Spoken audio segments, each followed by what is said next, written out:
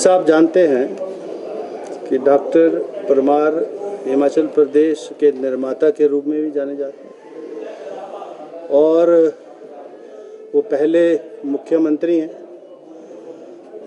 जब पार्ट सी स्टेट थी तब भी वो मुख्यमंत्री थे।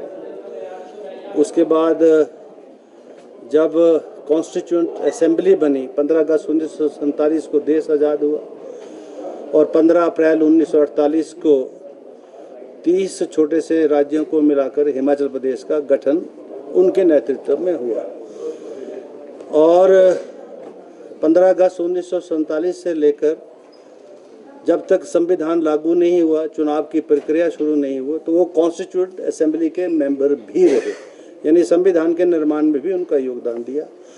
हिमाचल प्रदेश के बनने बनाने में उनका विशेष योगदान दिया। प्रजामंडल के रूप में जो है उन्होंने बहुत बड़ा संघर्ष किया और हिमाचल प्रदेश बना। पहले पार्ट सी स्टेट बना, फिर टेरिटोरियल काउंसिल हुआ, फिर संघर्ष हुआ और संघर्ष के बाद फिर 1963 में हिमाचल प्रदेश को जो है उसको जो है विधानसभा का दर्जा दिया गया और उसके बाद फिर पंजाब के जो पहाड़ी क्षेत्र थे उनका विलय हुआ हिमाचल प्रदेश में और वर्तमान जो हिमाचल प्रदेश है उसका स्वरूप बना और 25 जनवरी सन 1971 को पूरी जो है दर्जा जो है पूर्ण दर्जा जो है राज्य के दर्जे के रूप में हिमाचल प्रदेश को मिला। तब भी वही नेतृत्व कर रहे थे। तो मैं ये समझता हूँ कि ये संकल्प के माध्यम से जो विषय आज माननीय सदन में आया, जिसको माननीय सदस्य सोलंकी जी ने लाया, संकल्प जो है ये अधिकार है माननीय सदस्यों का। हमारे नियम जो है रूल 101 जो है इस बात की इजाज़त देता है कि कोई भी माननीय सदस्य संकल्प के रूप में अगर उनको लगता है कि कोई विशेष कानून बनाने की आवश्यकता है या उस संकल्प के माध्यम से कुछ ऐसी विशेष परिस्थिति है जिसका जिक्र करना आवश्यक है और माननीय सदन के ध्यान में वो विषय जो है उस संकल्प के माध्यम से लाता है। प्राइवेट जो मेंबर्स डे है उसमें प्राइवेट बिल भी आते हैं। जो कानून बिल जो सरकार अक्सर लाती है, आज की विधानसभा में बहुत जो हमारे माननीय सदस्य हैं वो प्राइवेट मेंबर बिल के रूप में कोई बिल लाते नहीं हैं, अदरवाइज बिल भी आ सकता है। तो ये अधिकार है माननीय सदस्यों का और उसका प्रयोग करते हुए सोलंकी जी ने ये संकल्प लाया। बैलेट हुआ जिसमें ये संकल्प जो है उस बैलेट में आया। जो अन्य 4 थे वो भी बैलेट के ही थे और इसमें सभी माननीय सदस्य जो हैं सत्ता पक्ष विपक्ष सभी ने सहमति प्रकट भी की और एक स्वर से जो उनका योगदान हिमाचल के निर्माण में रहा है उसको भी याद किया।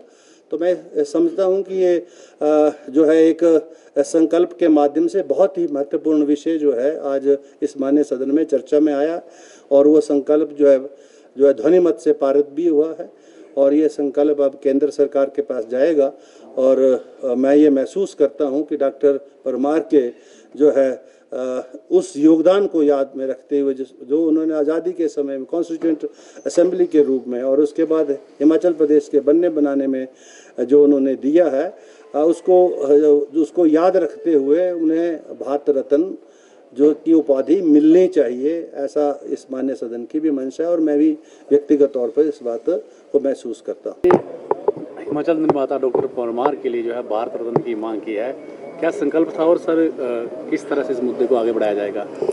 देखिए, आज प्राइवेट मेंबर डे पे हमने एक नियम 101 के तहत जो है मैंने सदन में प्रस्ताव रखा है कि सदन विचार करे कि प्रथम मुख्यमंत्री हिमाचल निर्माता स्वर्गीय डॉक्टर यशवंत सिंह परमार को जब भारत रत्न से सम्मानित किया जाए। तो मुझे सौभाग्य प्राप्त हुआ है कि मैं इस महान शख्सियत के सम्मान के लिए जो है प्रस्ताव लेके आऊँ। तो मैंने प्रस्ताव रखा है, सभी ने विचार अभी चल रहे हैं, अभी भी चल रहा है ये इस प्रस्ताव पे विचार। माननीय मुख्यमंत्री जी इस पर रिप्लाई करेंगे। माननीय विपक्ष के साथियों ने भी इस पे अपने विचार रखे और मैं मानता हूँ कि इसे ध्वनि मत से पारित किया जाए क्योंकि डॉक्टर परमार का जो योगदान है उसे कभी भुलाया नहीं जा सकता। डॉक्टर यशवंत सिंह परमार एक व्यक्तित्व नहीं, एक सोच थे, एक विचार थे, जिन्होंने हिमाचल प्रदेश को नई ऊंचाइयों तक पहुंचाया, अपनी पहचान दिलाई, पहाड़ी संस्कृति को, पहाड़ी वेशभूषा को, पहाड़ी अपने जो खान पान है व्यंजन को, और पूरे देश के अंदर जो है हिमाचल प्रदेश आज अग्रणी राज्यों में खड़ा है। तो ये डॉक्टर परमार की दूरदर्शी सोच थी। आज सड़कों का नेटवर्क देखिए, जब डॉक्टर परमार मुख्यमंत्री बने थे चंद लाखों में हिमाचल प्रदेश का बजट था, आज 58,000 करोड़ तक हिमाचल प्रदेश का बजट पहुंचा है। सड़कें 250-300 किलोमीटर की पीडब्ल्यूडी रोड्स थी, आज 45,000 किलोमीटर सड़कों का निर्माण कर चुके हैं। तो ये जो भाग्य रेखाएं हैं डॉक्टर यशवंत सिंह परमार की खींची हुई है, और जो रेखाएं खींची गई थी उसमें रंग भरने का कार्य उसके बाद की सभी सरकारों ने किया। सभी का योगदान इस हिमाचल प्रदेश को आगे बढ़ाने के लिए, लेकिन जो महत्वपूर्ण योगदान उनका था उसी के संदर्भ में हमने उनको भारत रत्न देने का प्रस्ताव रखा है। ठीक है, धन्यवाद।